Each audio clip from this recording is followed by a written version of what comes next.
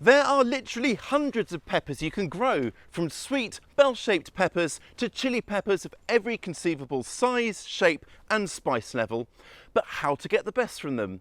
Hi, I'm Ben, and if you're looking to pick a perfect pepper, you've come to the right place, because I'm going to share with you some top tips to help you do just that. The journey to perfect peppers begins with sowing. Start them off early in spring to give them more time to crop throughout the summer. Germination is quickest at 77 to 90 Fahrenheit or 25 to 32 Celsius, and to achieve these sorts of temperatures you'll need a heated propagator or heat mat. You can start seeds off at a lower room temperature, but expect germination to be slower and potentially erratic. Ideal conditions should see seedlings appear within about 2 weeks, but some varieties take as long as 5, so don't give up on them too soon. If you don't have the means to sow peppers or have simply run out of time, remember that you can find a great selection of young, ready-to-go seedlings and plants online, while many garden centres and nurseries sell plants that are on the cusp of fruiting. This lot arrived by post, and because I was able to buy one plant at a time, I could choose a great selection of varieties. Encouraging strong, well-balanced plants is important, and this starts early. Separate seedlings out and move them on into their own pots before they become drawn and leggy. If seedlings do get a bit too tall, replant them up to their lowest leaves, just like tomatoes, to help support them. Keep seedlings warm until you're ready to plant. Peppers need plenty of light to encourage strong, healthy, stocky plants that are less prone to flopping over. So grow them somewhere that's both warm and bright, a greenhouse or conservatory, or the sunniest windowsill you can muster until it's time to move them outside. Pot young plants on as the roots fill their pots. Transplanted seedlings begin at a pot size of around 3 inches or 7 centimetres, but it won't take long for them to outgrow this. Once plants have around 5 to 8 leaves and you can see roots at the drainage holes, it's time to move them up a pot size, something like this 5-inch or 12 centimetre pot. Then once they've filled this, pot them on again, this time into a pot of about 8 inches or 20 centimetres diameter. The final container size for most pepper plants is around 9 to 12 inches or 23 to 30 centimetres wide, depending on variety. Potting on in stages like this means plants aren't lost in a container that's significantly bigger than their root ball. It also means that should a plant fail, there's less wasted potting mix. Peppers should never be left to struggle, and soil moisture is especially important in that regard. Now, peppers love a good dousing, but should then be left to almost completely dry out before the next watering. They need this period of relative dry. Of course, how often you water varies with things like weather, your soil or potting mix, and stage of growth, but once a week is typical. If the leaves have gone a bit limp, you've probably left it a little too long, but a thorough watering should sort things out.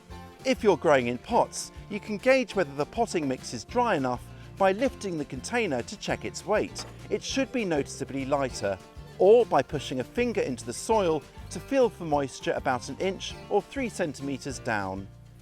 Choose a potting mix that will drain freely through after each watering. A good quality free draining mix can be opened out a little bit more by simply adding in some perlite like this.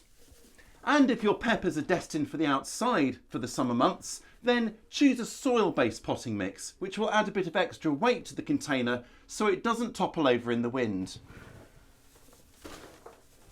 Peppers will need regular feeding using a liquid feed that's high in potassium to promote flower production and fruit set. A tomato fertiliser works well. I'm using liquid seaweed, which also contains a good range of trace minerals.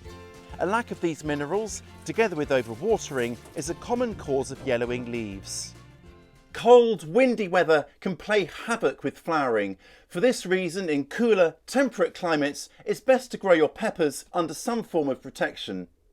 Peppers love this extra warmth, but if it's very hot, flowers can simply abort and drop off. So move plants outside if temperatures soar.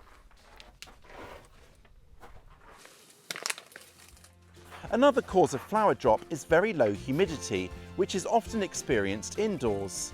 If the air is very dry, thoroughly mist plants or stand pots in trays or saucers filled with water as well as pebbles to raise the bottom of the pot above the water level.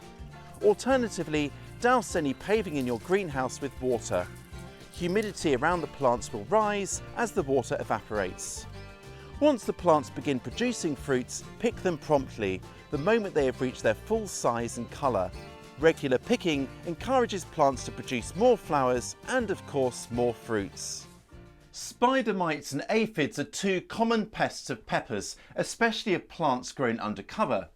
Spider mites, identified by the fine webbing on the undersides of leaves, thrive in hot, dry weather. Mist spray these areas regularly at the first sign of an attack to make conditions as hostile as possible for the mites. Aphids also prefer the undersides of leaves, but can be found on other parts of the plant too. Squish isolated clusters between your finger and thumb, or for more serious infestations, take your plants outside, away from other peppers, then carefully turn them upside down so you can brush or blast the aphids off with a hose. If you're lucky, you'll have more peppers than you'll know what to do with. Gluts can be dried whole in a dehydrator or any warm place with good airflow to then store in airtight jars. Or chop chili peppers up for packing into ice cube trays. Freeze them, then pop them out into a freezer bag, ready for dropping into recipes as needed.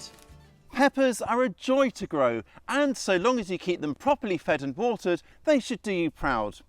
Are you growing peppers this year? And if you are, what are you growing? Join in the conversation below. Before you head off, check you're subscribed and please do hit that notification bell to be notified every time we upload a new video. We wouldn't want you to miss out. Oh, and for more advice on growing peppers, check out this video. I'll catch you next time.